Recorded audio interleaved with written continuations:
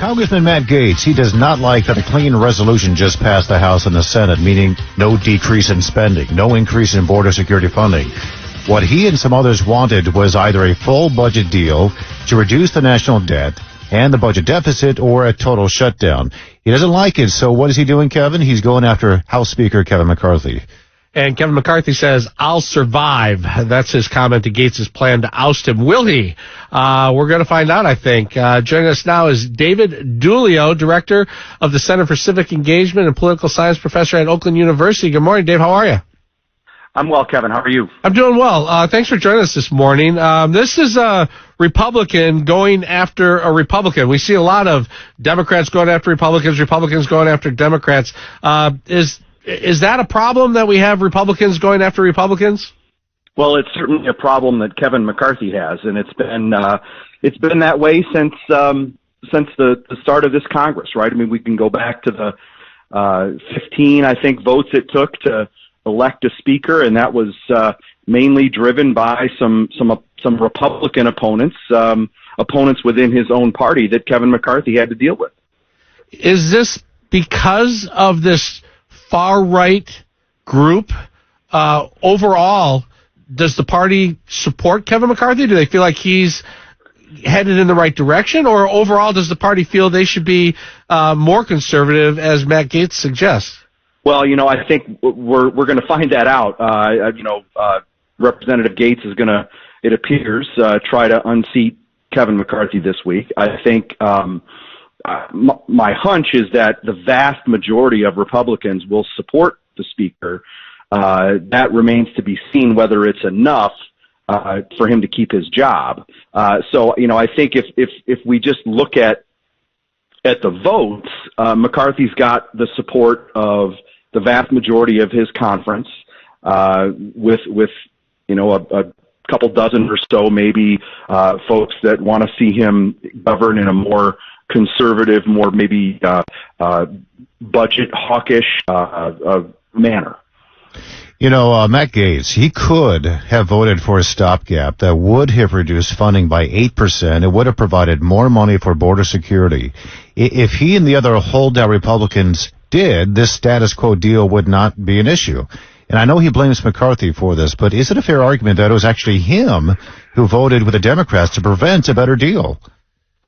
It's certainly a fair argument, right? I mean, you look at the different alternatives that were on the table, and there were plenty of them over the last week or so, and Representative Gaetz and some of his allies chose to vote against some of those that would have been further in the direction of what their ideal point is, and at the end of the day, they ended up further away from where they want to be on this 45-day continuing resolution.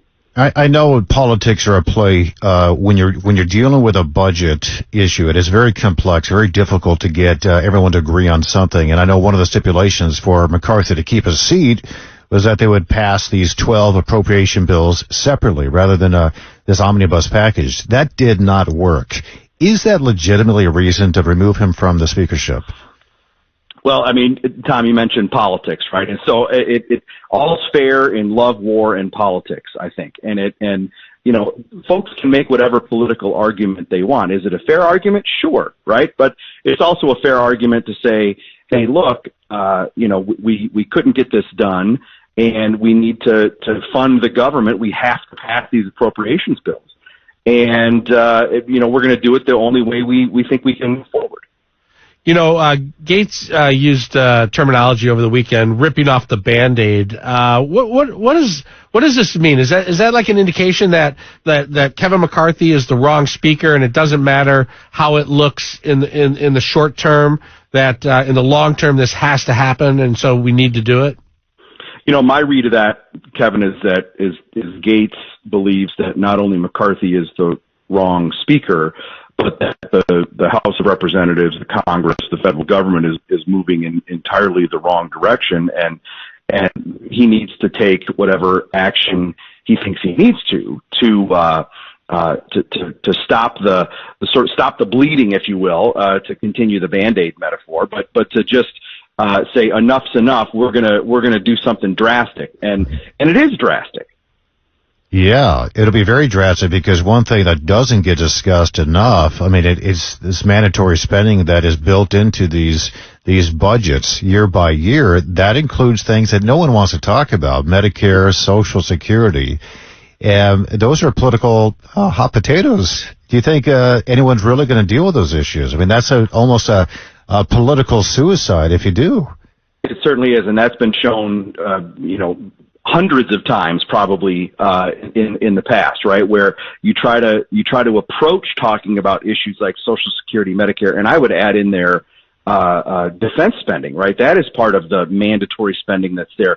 The amount of discretionary spending that's actually in the federal budget would surprise a lot of people. It is shockingly low relative to the stuff that we have to spend money on, including debt service, right? We have to keep paying interest on that $33 trillion debt that we have racked up. That's only $500 billion a year, nothing to worry about. What if Gates is successful and he is able to remove McCarthy? Do they have to then vote for a new speaker, and instead of 15 votes, will it take 150 votes? Yes to both, I think is the thing, right? And this is historic. This hasn't happened since 1910, when there was a move to unseat Speaker Joe McCarthy, Speaker Joe Cannon. Joe Cannon was one of the most powerful speakers in the history of the United States House of Representatives. He even has an office building named after him right across from the Capitol. So, if they can go after Cannon, they can certainly go after McCarthy. And it would be really quite something to see, not only the removal of the speaker, but the path to electing a new one. Yeah, that building, by the way, I think has a fire alarm in it that was just pulled, I believe, if my facts are correct here. A few seconds left. The level of mistrust between these individuals. Gates doesn't trust McCarthy. He's accusing McCarthy of hiring some influencers to go after him. McCarthy doesn't trust Gates. I mean, it's back and forth. If McCarthy is able to, in 45 days, get these 12 appropriations bills passed, is all that forgotten? Water under the bridge? I don't think so at all. I think that the more pressing question is what are Democrats going to do? How do they react in this pool of mistrust between some of these Republicans? What do they do on this vote to vacate and how they move things forward? The McCarthy Gates rift is there, and it's not going away. All right. Well, we'll see what happens in the next 45 days. Maybe there'll be some agreement, at least on this budget issue. I don't know. We'll find out. Always appreciate it. Insightful. Dave Dulio, Director of the Center for Civic Engagement and Political Science Professor at Oakland University. Good to talk to you, Dave. Thanks.